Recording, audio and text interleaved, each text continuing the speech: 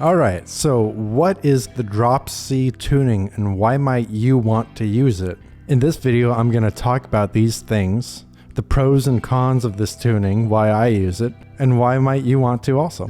And by the way, I'm not sponsored by any of the brands or anything shown in this video. I'm just some guy on the internet who clearly likes guitars. I played in bands in the past, and now I'm just doing the casual music online thing. So you use the timestamps for what you're looking for, but without further ado, let's jump right in. So first, just what is drop C?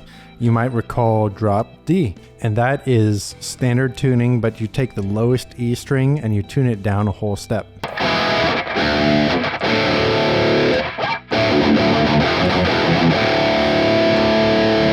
So in standard tuning, usually you have a fourth relationship, the interval between the strings, but with the drop D, you have a fifth between the lowest string and then the next lowest string, so the A string. That makes the power chords really easy. You can play them with one finger.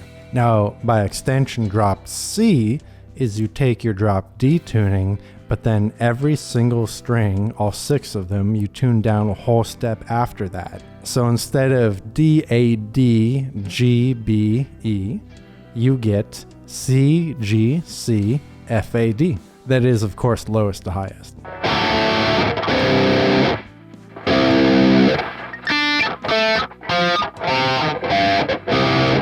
So that's what drop C is. Now let's talk about why you would do this.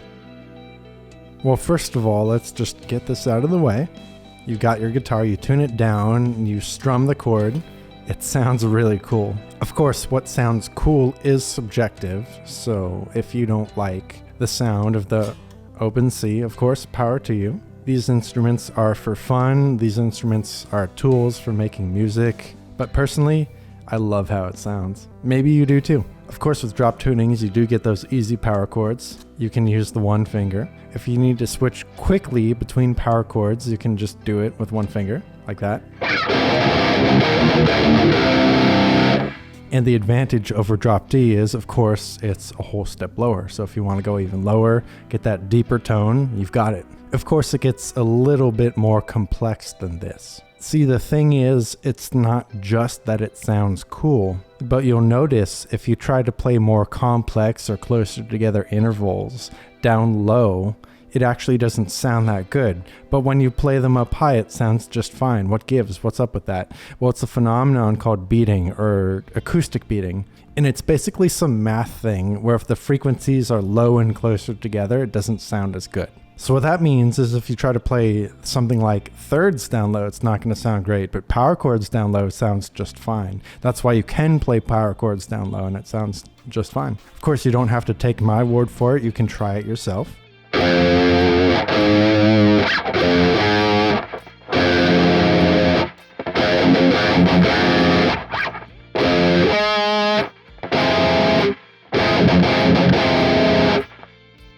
But also that's why bar chords are a certain way they are. You'll notice if you play a bar chord in standard tuning, you've got your root and your fifth, and then your octave. And then from there, your third is way up top. And that's because of the same principle. It doesn't sound good the other way. So because of that, of course, you've got your power chords with the one finger between the 2 strings. But then you'll notice you can see here, you can add the third on then on the 3rd string from the top. So the 2nd C string. See, here's a minor third right here, or a major third, and it sounds just fine. Pretty neat. And of course, you don't have to just do a major third. You could do a minor third. You can do a 9th, and it sounds pretty good too, especially with distortion. And if you clicked on this video thinking about drop C, reality is you probably are thinking about playing with distortion. Even this guitar here, you'll see it has the active pickups, of course, the mahogany body, all that stuff, the ebony fretboard, etc. But to an extent, this does apply to clean tones, overdriven tones, etc. You don't have to just play super heavy metal or anything to be able to take advantage of this tuning. And that brings me to the next point. This tuning is really nice because you get that extra range. Of course, because all the strings are tuned down at least a whole step, you do lose that whole step up top. But especially if you have a 24 fret guitar, are you really missing that much if you're tuning down a whole step? That's just like playing the 22nd fret on a standard tuning guitar. And most guitars, a lot of guitars anyway, only have 22 frets. And at the same time, you're gaining not just one whole step lower, but 2 whole steps lower, because that low string, remember, is tuned down 2 whole steps from standard. So you're from E to D to C. And this range is important not just to sound cool, but because maybe you're covering a song that wasn't meant to play like in standard tuning. Maybe it's in E flat, maybe it's in D, maybe it's in C sharp, and it's got notes down low. Or maybe as a guitarist you want to play chords down low that are in key, because of course there's no substitution for hitting that note down low. Here's your E, and then from your E, of course, here's your E flat, here's your D, here's your C sharp, and of course the C. You've got all those notes available to you that you can use. You can use them in your cover songs, you can use them in your arrangements, you can use them in your own songwriting. The world is your oyster, and this opens up those possibilities to you without having to resort to using a 7-string, without having to add 1 or 2 more strings or whatever. Of course, this doesn't get the low B of a standard tuned 7-string, but at the same time, if you don't need that B and you want to still be playing a 6-string because it's the most comfortable for you, maybe you play the best on it, this would be a great alternative to that. You're low enough to be approaching that, but at the same time, you're still recognizably sounding like an electric guitar, at least to my ears anyway. When you start to get really low, like beyond that low B of a 7th string, or if you tune down like an A, beyond that, it stops sounding like a guitar and it starts to sound like something else. Like, that music with the 8 strings and beyond, it starts to sound a little different. Well, you gotta EQ it a bit differently. Maybe you can't be playing your chuggy power chords down low anymore. Maybe it doesn't sound as great. Maybe you gotta do your single notes, your gent stuff. And maybe personally you don't want to be sounding like that or playing like that. Maybe you still want to be playing on the 6th string and you still want to sound heavy and downtuned. Well, you could do the drop C. Not knocking the 8th string stuff, the 7th string stuff, not knocking the downtuned stuff. I'm just acknowledging that that's different than playing in drop C. And of course, this video is talking about drop C. So in conclusion, you're tuned down low, so you sound low, still sound like a 6th string though. And you get to enjoy the downtunedness without tuning down too low. So those are some of the pros. Let's talk about some of the cons. Why would you not want to downtune to drop C? Well, the first obvious answer is it's not standard tuning. So everything you do, you're going to have to transpose if the song was meant to be in standard tuning. If you're trying to do a song cover, or if you're looking up tabs online, or even if you're improvising and you're used to playing in the standard tuning, you're going to have to look at the guitar and think, oh, wait a minute, I'm a whole step down. So instead of being on this fret, I need to go 1, 2 up, or maybe on the low string, you need to go 4 up, things like that. It's not too bad because a whole step is just 2 frets. It's not some weird interval. You're not in some weird open tuning where everything is a little different.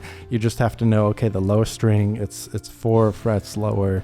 Every other string is 2 frets lower. So it's fairly easy to get used to and transpose. You can kind of think about it on the fly and transpose in real time, but it's still something you have to do if you're used to standard tuning. So in a way, you're basically relearning the fretboard. That's fair to say. And that might not be worth it for most people. It's pretty fair to say, okay, I like the low C note, but I wouldn't really use it that much. And all the songs I do, they sound just fine in standard tuning. Why would I change up everything just to have that lower C note? That's perfectly fair. That's perfectly valid. There's so many different drop tunings also, basically every half step. You've got drop D, you've got drop D flat, which is basically drop C sharp. You got drop C, you got drop B, like Slipknot stuff, drop B flat. There's even drop A on 6 strings, and etc. So just because you pick drop C, it doesn't mean that you won't find a song that's, it's in like drop C sharp, or it's in drop B. There's always going to be a song in a different tuning that you're going to like. So it's not a be-all, end-all. You could say that for basically every guitar tuning, though. It's not a be-all, end-all. And of course, with changing the tuning, and this tuning especially, I mentioned it earlier, but you do lose that whole step up top. So if you are in standard tuning and you're relying on having those notes, you are going to be down-tuned, so you won't reach them. It is what it is. Of course, your guitar buddies might not be using this tuning because it's not standard tuning, So if you have to borrow one of their guitars, or if they have to borrow your guitar, it will be different. There might be some issues there. You go to the guitar store, all the guitars are in standard tuning unless someone else has gotten to it. But you have to think about that then. You can't just play your drop C stuff. And of course, you might need different strings too. And if not, you'll need to set up your guitar, which in all fairness, not everyone knows how to set up their guitar. Not everyone's comfortable with that, and that's fine. You down tune the strings. There's more slack. They're not as tense. There's less tension. So you have to adjust the truss rod. You might have to adjust the saddle height or the bridge height, depending on what you got. And it's going to feel looser. The strings won't be as tight. So maybe you like that. Maybe that'll be better for you. That's perfectly fair.